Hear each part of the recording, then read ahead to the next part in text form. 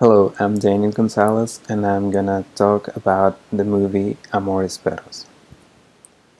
The objective of my presentation is going to be to analyze the film elements that prove that the dogs are the highest, most important symbolic or physical elements of the movie, which is rare to see in a movie, because most of the time when we see animals in movies, um, they have no story, no background.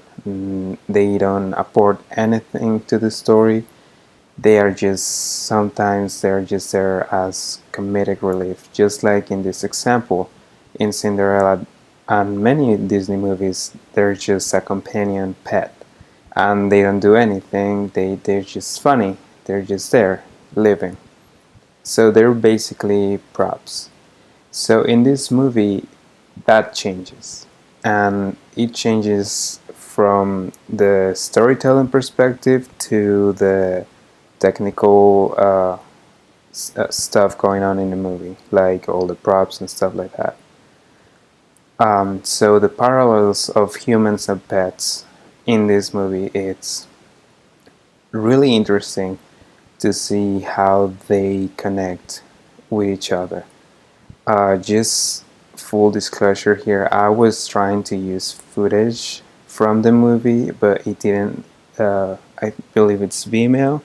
It didn't let me record the actual footage, so I had to take screenshots with my phone of what I'm about to show you. Anyways, the story of Coffee and Octavia and Susanna.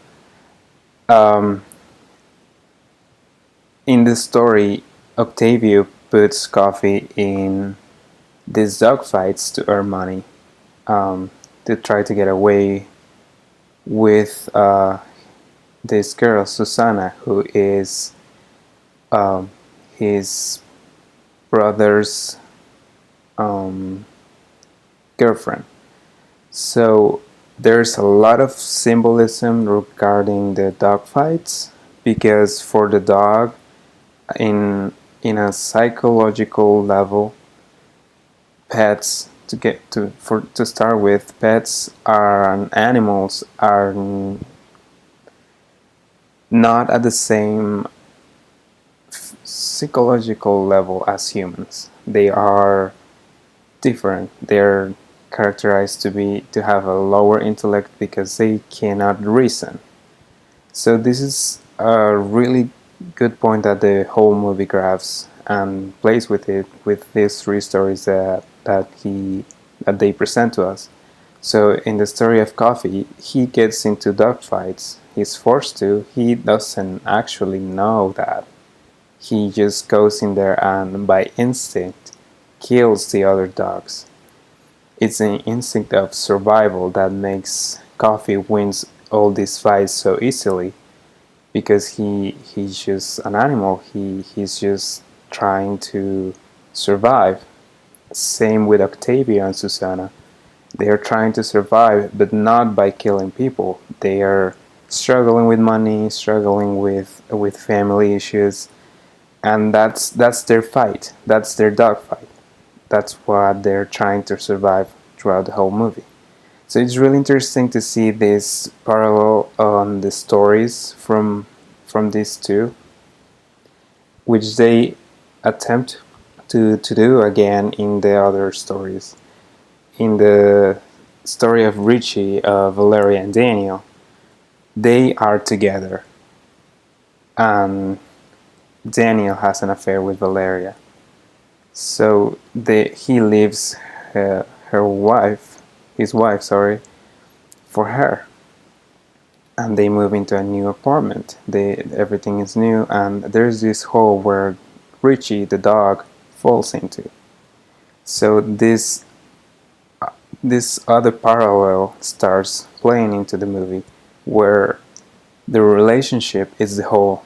It's the unknown. It's the feeling of being trapped into this new relationship and leaving everything behind. That's what the rats in the hole means. There's rats who supposedly killed Richie. The rats are Daniel's previous family, Valeria's career, because she gets into the accident and her leg gets she cannot walk. Her leg is not working. So all the rats that are in that hole represent their social circles. That just ate him or ignore him because Richie didn't die because of the rats. Richie was still alive. So at the end of this story, Richie comes out well, but a little damaged, which is the same for Valeria and Daniel. They end their relationship, but they are damaged. Valeria physically and Daniel emotionally. Then there's the story of Chivo and Coffee and his other many dogs. He this is in the time in the movie where everything connects, when human and animal are finally becoming one in a higher level. Why? Because Chivo has these other dogs he's taking care of who represent his past. He used to be a killer, he used to do bad things, and those dogs represent that.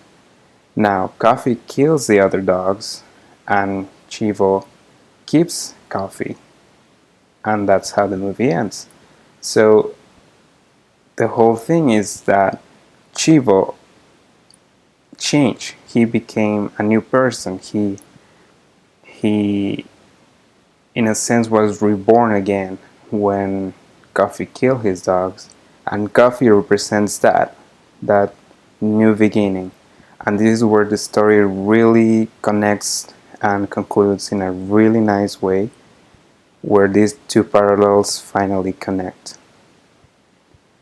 Then there's the production elements that support my thesis, where in every single one of the houses where the story takes place, the background, it's always empty.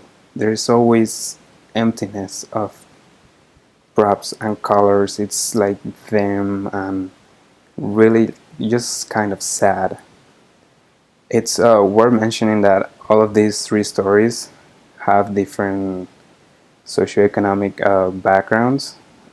It's middle, upper class, and poverty. But in a sense, what they portray is that it's the same.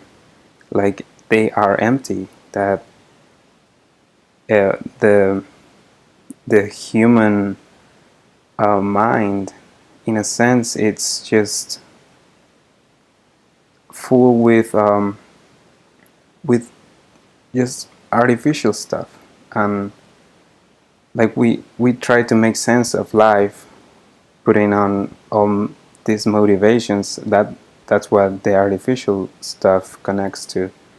But in deep down, we're still animals. We're just like the dogs, and that's another thing. They use a wide variety of dog races, and which they're trying to say that no matter your economic background, no matter who you are, you deep down you're still just an animal trying to survive in this world. Then I apologize for the imagery. See how the bottom left picture, it's also empty. It feels just dark and dim. Same with Valeria in the bed. It's just dark and empty. That's how they portray humans in this movie, like empty, just like full with emotions, but not the right ones. And then it seems that they really took a long time and really dedicated themselves to find good trained dogs, find the proper props, because all of these like blood stains and like the dogs laying there, like it looks real. When I was watching the movie, it looked super real to me. And they move the dogs and they're not moving. So like they really dedicated themselves to try to pin it down to the dogs. Like the dogs are what matters in this movie. And I just think it's really different from all the movies that are shown with animals. Yeah, there's the movie The Life of Pets or something like that, and Sing, where animals are replacing humans. But this is different. This is a more real life approach, and it works really well. And I feel like if it wasn't because of these all these factors where they show different dogs, the scenery is empty for humans and all that, the movie would have just felt like the same as like a Disney movie where the animals are just there um, living, they're not doing anything. And that concludes my presentation. Um,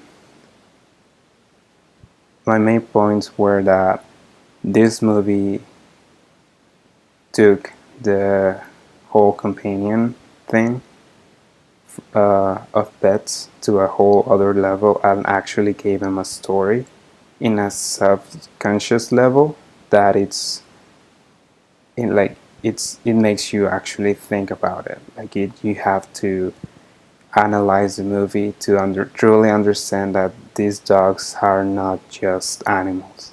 They are representing the people who own them or representing stories by themselves. They carry all these stories and it's really really nice to see.